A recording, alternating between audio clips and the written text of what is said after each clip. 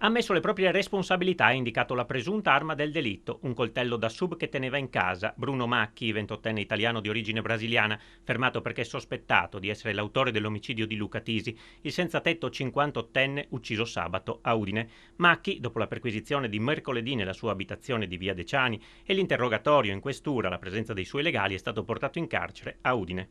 Decisive le telecamere, pubbliche e private della zona, per stringere il cerchio intorno a lui. Anche se vige la presunzione di innocenza fino all'ultimo grado di giudizio, come spiegato in conferenza stampa dal procuratore Massimo Lia, che ha coordinato le indagini svolte dalla Polizia di Stato, gli indizi di colpevolezza a suo carico sono molti e circostanziati, a partire dall'arma, che presenta ancora dei residui che saranno analizzati, e dagli indumenti che aveva addosso, rinvenuti in casa e immortalati dalle telecamere che lo hanno inquadrato nei pressi della galleria all'ora dell'omicidio. 4-5 minuti in cui entra, esce, si avvicina alla roggia, torna alla galleria e va via in bicicletta.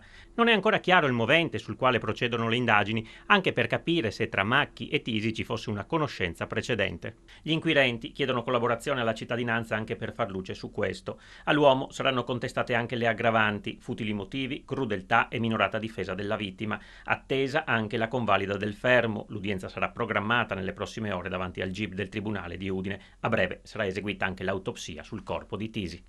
Le telecamere ci hanno consentito di individuare la prima figura compatibile con l'esecuzione dell'omicidio e poi a ritroso ricostruire tutti i movimenti di questa prima figura e arrivarne poi alla identificazione. Nel corso della perquisizione domiciliare la stessa persona ha indicato quella che potrebbe essere l'arma del delitto, un coltello tipo da sub che è stato sequestrato e che sarà sottoposto a tutti gli accertamenti scientifici del caso per verificarne la compatibilità con lo strumento usato per l'omicidio. Non è stato accertato un movente specifico, né sono stati accertati rapporti particolari di conoscenza o frequentazione fra le due persone. Se ci sono persone, cittadini, a conoscenza di rapporti fra i due, l'appello è quello di palesarsi e di collaborare con le forze dell'ordine, quindi di presentarsi